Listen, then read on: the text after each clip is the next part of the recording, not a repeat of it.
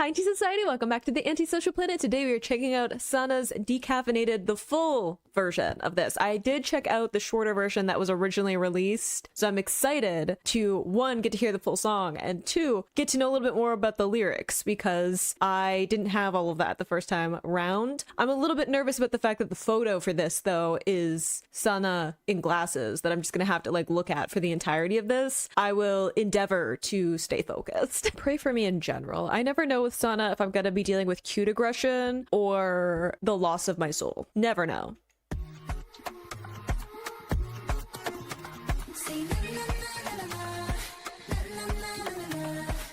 See, that's cute, but I remember how this shifted.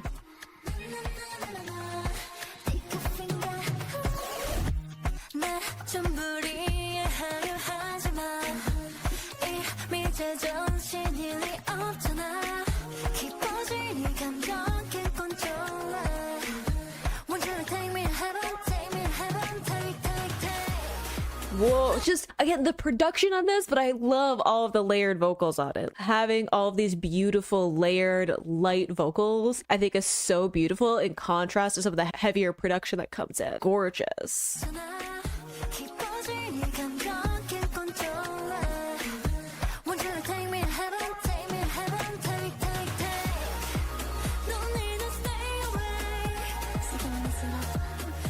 Don't whisper or talk to me.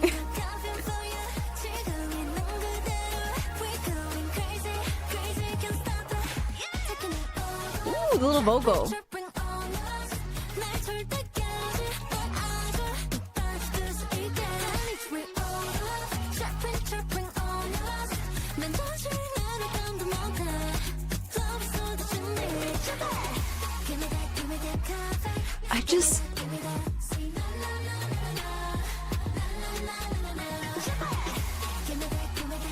It's too much whiplash.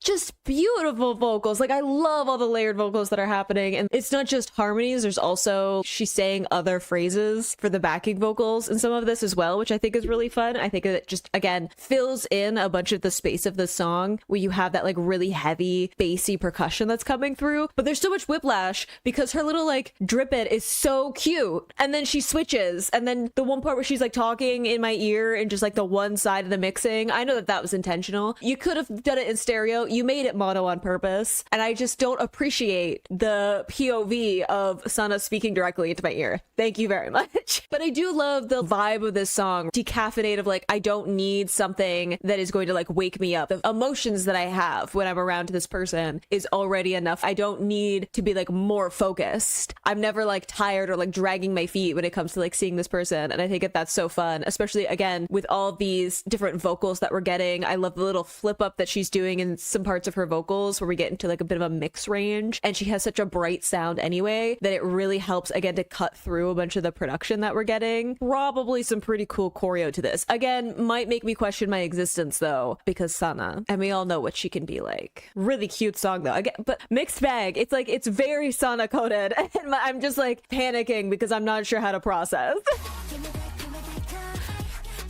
Like, there's a whispers in the mix there. For why?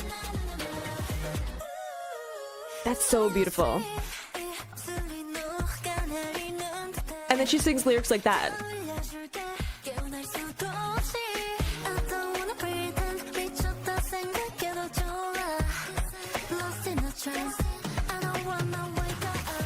Ooh, the panning is really cool there too. Having all of the talking vocals and having it pan back and forth in the headphones is really fun. I don't know what to do with the lyrics though. Like, no comment at this time, which is a common thread with Sana, where like she'll be singing something and I'm like,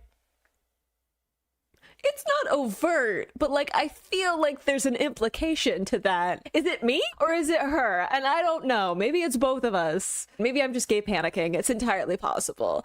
Beautiful bright sound to her vocals though. Again, with like this more like whisper, breathier tone in the backing vocals is really pretty.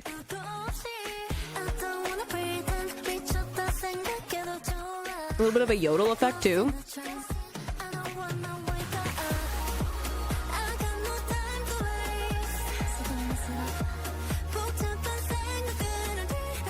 I don't need you to speak to me like that in general.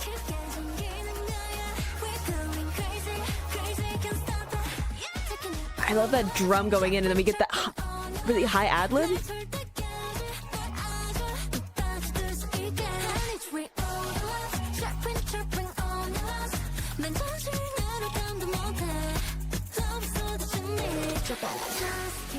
See, I was just like, Drip It was really cute in the way that you were singing it before, and then you sang it here with all the vocal fry. Unnecessary. I was starting to bop. I was starting to be like, I can get into this now because I'm not dealing with the initial panic. And then she just has like a chameleon voice, and it continues to infuriate me in a talent aggression kind of way that she can just do whatever she wants with her voice, and I never quite know what I'm gonna get. Every time I feel like I know what Sana's voice sounds like, she does something else, and I'm like, why? Since when? When was that a thing that you could do? It's someone who has a sound that I'm stuck in as a vocalist. It upsets me. And I feel like it's not talked about enough. I feel like maybe it's just me. Maybe it's just my brain not being able to wrap my head around it. There's so many times where I'm like, who is that? And then it's Sana. And I'm like, I know what she sounds like though. It's fine. I'm cool. Everything's fine. Love the beat on this, by the way, too. I love that like drum fill. And then we get this really high but strong ad lib that she has in the back when we go into the chorus. It's really well placed.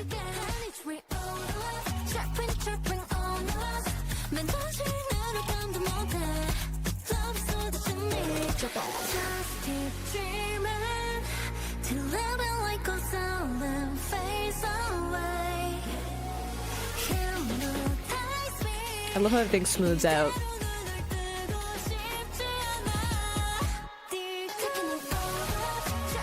Ooh, I love that vocal softened. Wait, I know I'm interrupting, but I love that build up with that decaffeinated. And we have the build up of that vocal in the middle of that word, and then she just softens it all out. It fades back, and then we get back into the chorus. I think that's a really fun way of arranging that. I honestly can't remember if I already pointed that out. I'm gonna be super honest. If you're coming to this video right after watching my reaction to like the shorter version that we got, I don't remember how much of this was in that or how much I said about it. Transparency. I can't remember what I said, usually from the second that I post a video. So I definitely can't remember like months ago when I first heard this like snippet of this song, so I apologize. But that was really well arranged. Again, like the difference between like a softer vocal from her versus these like much stronger, brighter vocals. She has such a forward sound that I think it's really fun to have those two contrasting in some ways vocals from her with having this like really bright forward sound. There's lots of closure to her voice, tightness. We're getting some of that almost like yodel effect in the way that she's putting tension into her voice and then shifting into like a higher or lower part of her range, in contrast to these very like airy vocals that are really light and they can just kind of float behind everything. I think that it does a really good job of some of the almost like euphoria that can come with like the story that we're talking about, right? Where you don't need something to kind of wake you up. You're kind of like floating through a bit of a dream, and like the hypnotize and everything, all of the imagery of that. I think that it does a really good job of softening out a bunch of the song to have those very airy vocals in the back.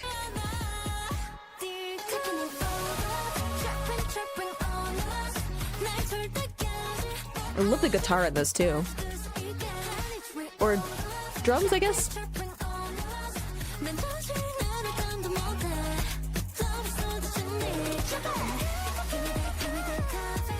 Okay, ad-lib. Little vocal run. I really don't need her to whisper at me.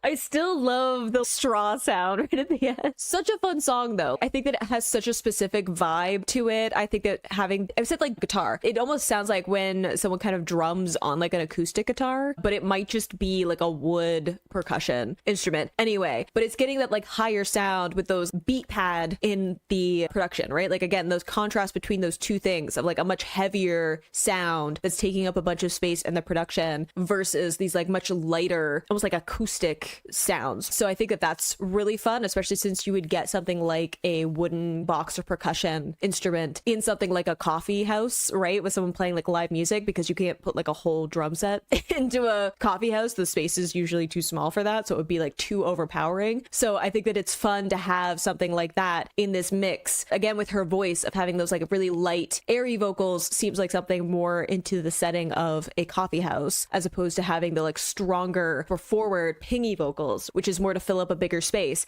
And I think that that's a fun contrast between the mellow parts of the song lyrically and kind of this all-consuming feeling that you could have, right? Like it's this very powerful feeling of I want to get stuck in kind of like the dream of this. I don't want to fully wake up, but I also don't need anything to help me continue on with like other stuff in my life, right? Like a lot of time we have coffee because we're like, oh, I have to go to work and I have like this to do and I have like a to-do list. And it's like, I don't care about any of that. I just want to stay in this kind of like dreamy, hypnotized state with you. Give me something decaffeinated. Give me something that is going to help me kind of stay in that dreamy state. So it's like this very strong emotion where you're willing to kind of put everything on hold. So you have this like really strong percussion, right? In contrast to some of the like softer sounds that goes with that kind of like dreamy, hypnotized feeling. That contrast between like electronic and acoustic kind of sounds mixing together. And even just having the like na-na-nas is really fun to sort of the daydreamy kind of feeling to it. Again, very Sana coded song to have like the contrast of some things that are like a little bit more, I'm trying to think of a better word than seductive. Maybe that's the place I'm gonna get stuck in. And then like these more cute, fun, not taking things too seriously, even though like drip it, right? Like the way that she pronounces that is like really fun. She kind of throws the sound out and it's like kind of like through her nasal cavity. So it's a fun kind of vocal quality, but also that kind of implies a slower like brew from the coffee as well. Like it's kind of take your time. I want to linger here. I don't want to like move on to everything else. Like I don't want to kind of rush forward to all the things I know I have to do, right? Again, kind of putting things on hold and a really like bright sound there, but then also having like some of those like darker tones in this as well. I think that having those two things kind of mixed together is like very in line with her stage persona and the way that she likes to perform. But I also think that's an interesting mix of something that seems very like on the surface, just like I think of like a coffee date, right? Like that is something that's very like early on in a relationship, but it's also feeling very strongly about like the potential of this start and stuff, right? Like there's so many different ways that you can kind of look at the setup of this song. And I think that that's also really fun. And again, just the mixture of those sounds with like electronic and something more acoustic, I think it's just sonically really interesting to listen to. And she does a lot of different things with her voice, from like the very like airy stuff and the layering harmonies to those like really bright, pingy, like pop kind of songs. And even like the vocal fry coming in, some of those like yodel things. Like there's lots of different parts of her voice in this song too, which I think is really fun. So I hope you enjoyed listening to that along with me. You can click this playlist to go into my previous reactions, or you can subscribe so you don't miss the next time I post a Twice reaction. I will see you in the next video. Bye.